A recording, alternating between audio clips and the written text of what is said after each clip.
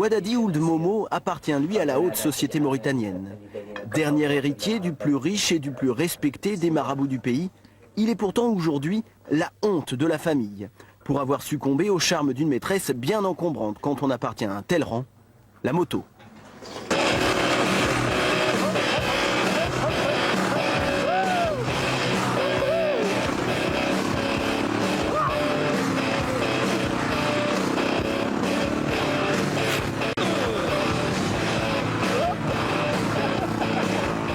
La moto, une passion de 17 ans pour ce funambule, catégorie petit-gros selon ses propres dires, mensuration du garçon 1,73 m pour 85 kg.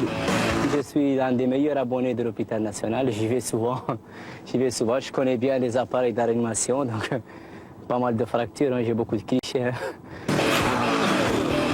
Je m'en sors à chaque fois, oui, avec actuellement des problèmes de genoux, des problèmes de ligaments, manque de continuité de traitement. Bon. Mais ça va, hein. Je suis bien dans ma tête, c'est l'essentiel, c'est là que ça commande. Attention, attention les mecs. Nouakchott, comme vous ne le reverrez plus, Ouadadi s'occupe de la visite. Passage obligé tout d'abord sur les Champs-Élysées de la capitale mauritanienne, la plus grosse artère de la ville. Il est environ 17 h. L'heure de pointe, l'heure préférée de notre guide, véritablement sans gêne. Ici sur l'avenue Nasser, l'autre grande artère de Nouakchott.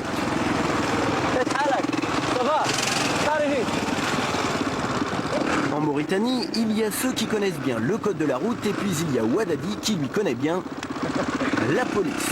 Aucun excès de vitesse, aucune infraction répertoriée à son encontre en 17 ans et pourtant, soi-disant, la police veille. Ici, on applique la loi dans mon pays, mais avec beaucoup de flexibilité et de compréhension.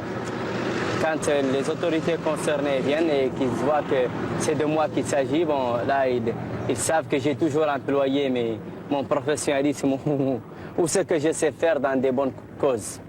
Donc, on ne voit jamais mal ce que je fais, même si je le fais dans des endroits où ça fait danger public. Autoproclamé champion de Mauritanie de motocross et d'enduro, Ouadadi souhaiterait désormais à 33 ans s'attaquer à d'autres dunes que celles des plages de Nouakchott, les dunes du Paris-Dakar. Un rêve aujourd'hui trop cher pour ce directeur d'une petite société de pêche, trop cher tant que son père lui bloquera les fonds nécessaires pour réaliser ce rêve. Alors pour oublier, chaque jour, Ouadadi roule pendant des heures, encore et encore, jusqu'à l'épuisement de sa machine. Car, Fouad Ouadadi, ce n'est jamais lui qui s'arrête le premier.